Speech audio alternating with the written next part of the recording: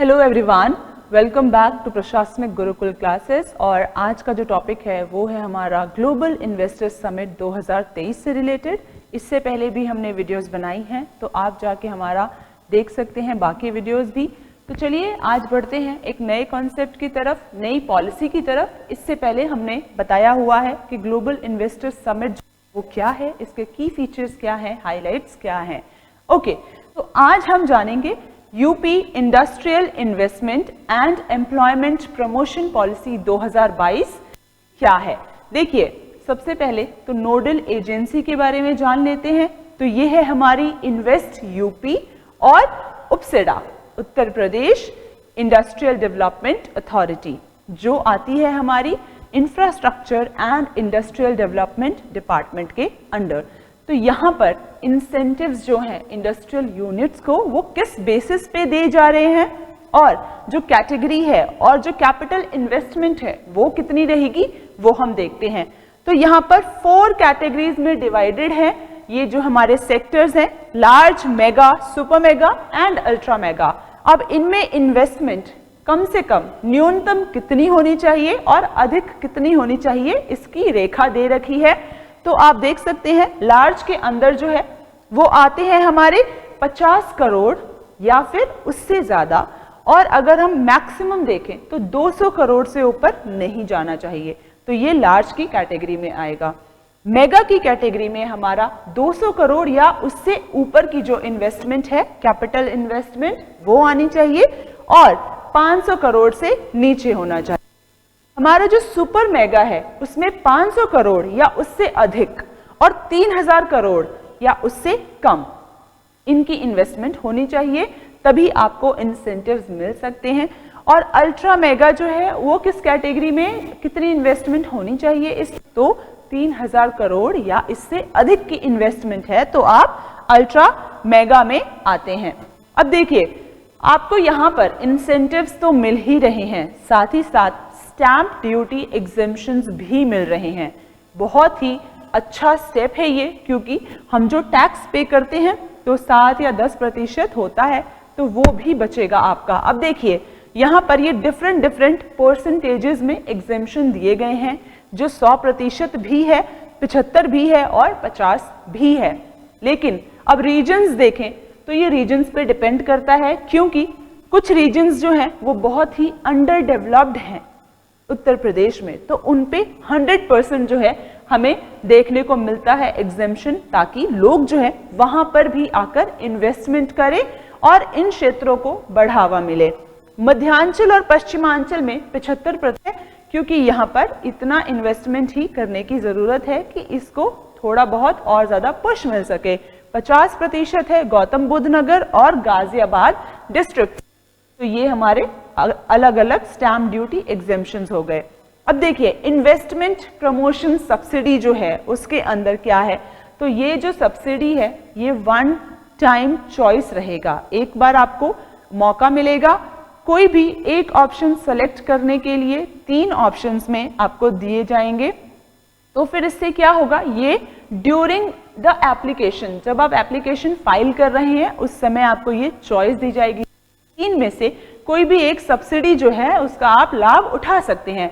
ये हो गया। सेकेंड थिंग, एक बार और मौका दिया जाएगा आपको जब आपने एप्लीकेशन फाइल कर दी है, लेकिन जब वो हाई लेवल पावर्ड कमिटी जो है उसके आगे पेंडिंग है, पर इवैल्यूएशन कमिटी जो है उसने पास कर दिया है, प्रोसेस कर दिया है, तो आपको मौका मिलता है कि जब ये हाई लेवल एम्पावर्ड कमिटी के आगे जाए उससे पहले आप ये मौका का फायदा उठा सकते हैं। आप अपना जो ऑप्शन है उसको बदल सकते हैं। जो भी आपने 3 चूज किए थे उनमें से अगर आपको लगता है कि ये ऑप्शन आपने जो चूज किया है ये गलत है, सही नहीं है, दूसरे ऑप्शन में ज्यादा फायदा है, तो आप उसे चूज कर सकते हैं और ये ऑप्शन आपके पास अवेलेबल कराया गया है। साथ ही साथ case to case incentives.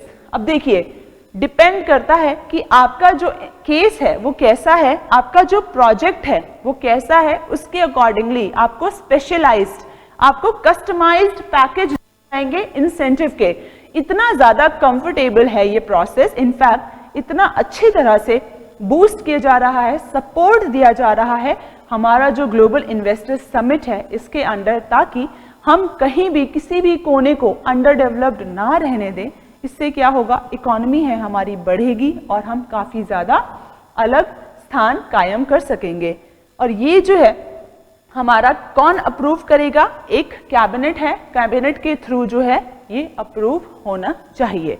Okay, now अब हम देखते हैं R&D प्रोजेक्ट्स जो हैं और साथ ही साथ इंटेलेक्चुअल प्रॉपर्टी राइट्स जो हैं उस पे कैसे इंसेंटिव्स दिए जा रहे हैं। तो यहाँ पर 25% का रीइंबर्समेंट दिया जा रहा है। देखिए 10 करोड़ जो है वहां तक की अगर आप इन्वेस्टमेंट कर रहे हैं तो यहाँ पर 25% मिलेगा स्टैंड अलोन R&D यूनिट्स पर। स्टैंड अलोन क्या होता है, इंडिपेंडेंट यूनिट्स, साथ ही साथ 10 यूनिट से ज्यादा ये नहीं होना चाहिए।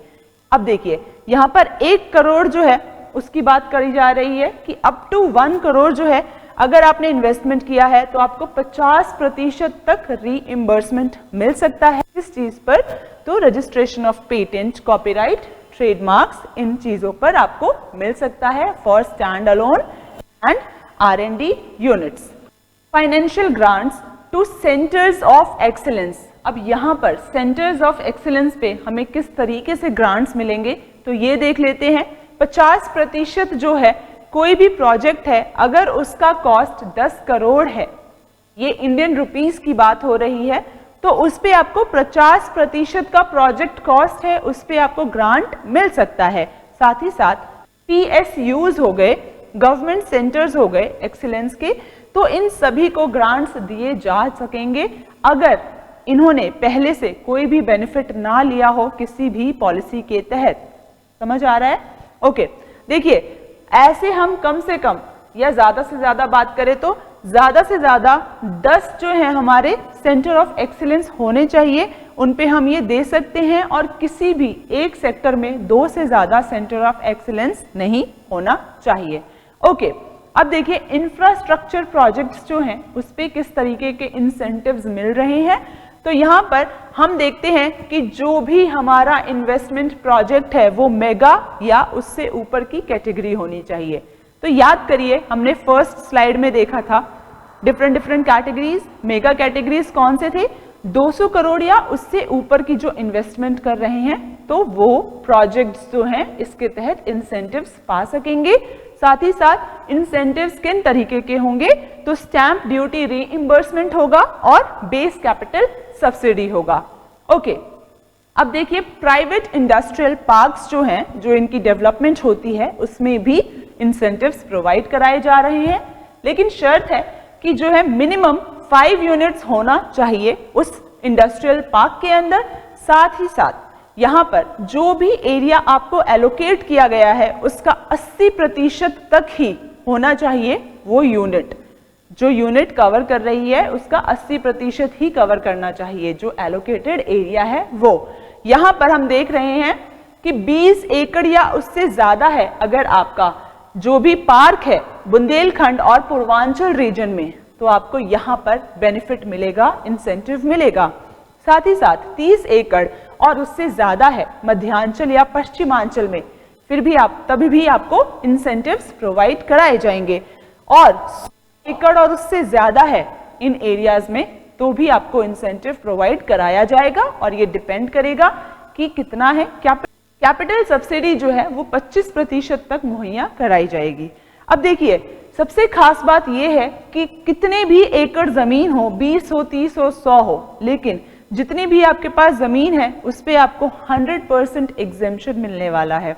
तो यहाँ पर कोई भी स्टैम्प ड्यूटी नहीं लगेगी।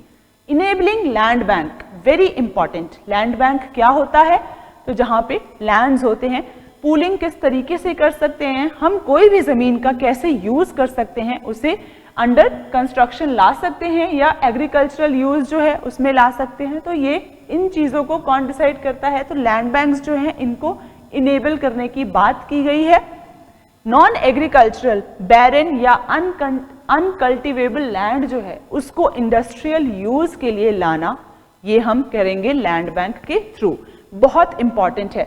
हमने लैंड से रिलेटेड डिस्प्यूट्स हमेशा से देखे हैं पब्लिक और प्राइवेट जो हमारे इंडिविजुअल्स होते हैं उनके बीच।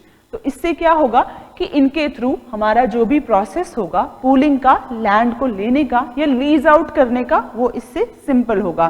देखिए, बंजर ग्राम समाज लैंड जो होता है, जीएस लैंड, उसको या फिर जो भी हमारी गवर्नमेंट लैंड है उसको लीज करने का जो प्रोसेस है वो हम 30 साल तक मुहैया कराएंगे इसके थ्रू। तो जो भी मैंने बोला कि हमारा जो प्रोसेस है वो आसान होगा लैंड बैंक्स के थ्रू।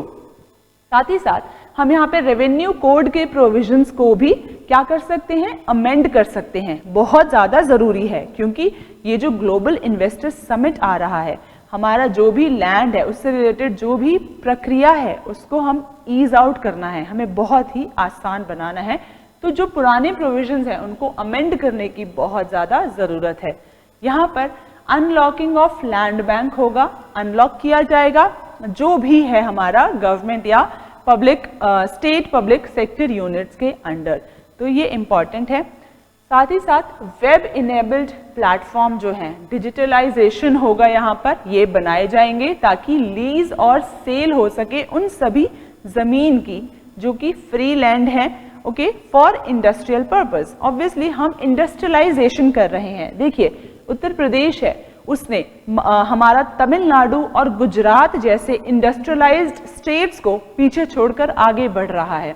ये बहुत ही बड़ा माइलस्टोन है क्योंकि एक टाइम पर बीमारू स्टेट का दर्जा दिया गया था उत्तर प्रदेश को, और अब कुछ सालों से इतना अच्छा उत्तर प्रदेश जो है परफॉर्म कर रहा है। अगर हम ईज ऑफ डूइंग बिजनेस में देखें या फिर हमारा जो मोटो है ग्लोबल इन्वेस्टर्स समिट का, वो क्या है, प्रेफर्ड इन्वेस्टमेंट डेस्टिनेशन बनाने का उत्तर प्रदेश को।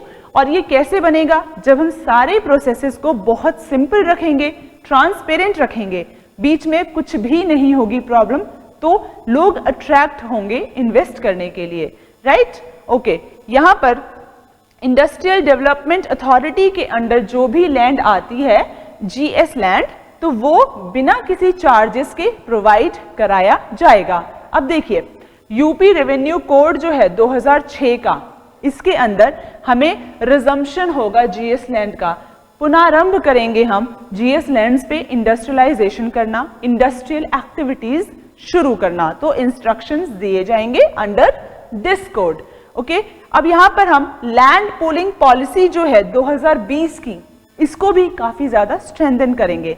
देखिए, हमें जो है गवर्नमेंट एक्शन भी लेना होगा थ्रू पॉलिसीज जो है, हम इसीलिए इन पर काम कर रहे हैं कि जो एग्जिस्टिंग पॉलिसीज है उनको मॉडिफाई करें, उनको और स्ट्रेंथन करें, ताकि हमारा जो लॉ है या लीगल चीजें हैं उसमें कोई प्रॉब्लम ना हो। इसी के साथ ये वीडियो हमारा समाप्त होता है। हमने डिफरेंट प्रोविजंस देखे कि कैसे जो है लैंड बैंक जो है उनको इनेबल किया जाएगा। इनफैक्ट हमने एग्जेम्पशंस देखे कहाँ कहाँ पर मिलेंगे, कैपिटल सब्सिडीज जो है वो कहाँ कहाँ पर मिलेगी। तो ग्लोबल इन्वेस्टर्स समिट जो है वो फ्लैगशिप समिट है हमारी यूपी गवर्नमेंट का।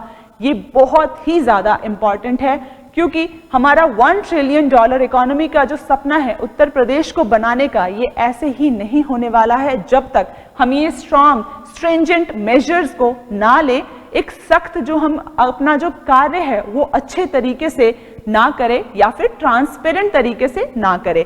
तो यही इनिशिएटिव्स जो हैं वो लिए जा रही हैं ताकि हम अपने जो गोल हैं उसको अचीव कर सकें।